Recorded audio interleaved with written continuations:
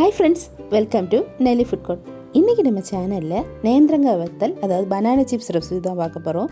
இது ரொம்ப ஈஸியாக செய்யக்கூடியது ஒன்று, ஆனால் அதே நேரத்தில் ரொம்ப டேஸ்டியான ஒன்று. இப்போ நம்ம இது எப்படி செய்கிறதுன்னு பார்ப்போம். இப்போ இது செய்கிறதுக்கு நல்ல காயான நேந்திரங்காய் பார்த்து எடுத்துக்கோங்க.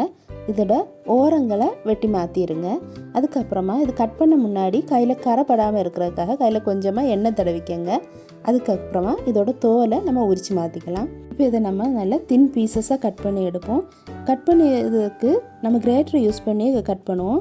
கத்தியில் வச்சு கட் பண்ணோம்னா திக்கான இதாக வரும். தின் பீசஸுக்கு கிரேட்டர் தான் நல்லாயிருக்கும்.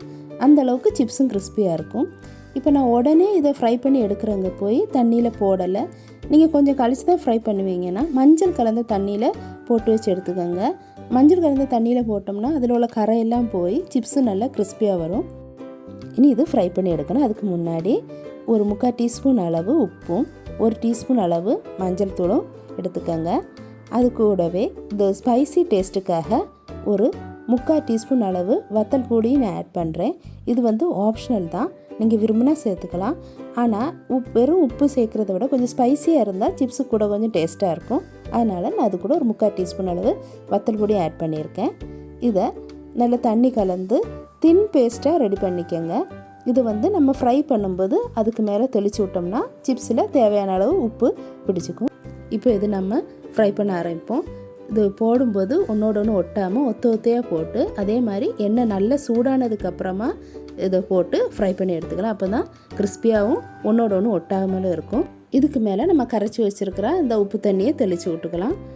இது மேக்ஸிமம் 1/2 டீஸ்பூன் ஊற்றுங்க, அதுக்கு மேலே ஊற்றாதீங்க. இல்லைனா சிப்ஸ் ரொம்ப உப்பு கரிச்ச மாதிரி இருக்கும். ஏன்னா இந்த எண்ணெயில் தான் திரும்ப நம்ம அடுத்த பேட்ச் சிப்ஸ் எல்லாம் போட்டு எடுக்க போகிறோம். அது வர ரொம்ப உப்பான மாதிரி இருக்கும். அதனால் மேக்ஸிமம் 1/2 டீஸ்பூன் மட்டும் இந்த தண்ணியை தெளித்து விட்டுக்கோங்க. அந்த தெளித்து விட்ட தண்ணியோட பபிள்ஸ் எல்லாம் அடங்கினதுக்கப்புறமா இந்த சிப்ஸை எடுத்துக்கோங்க. இந்த மாதிரி நம்ம எல்லா பேட்ச் சிப்ஸையும் போட்டு எடுத்துக்கலாம்.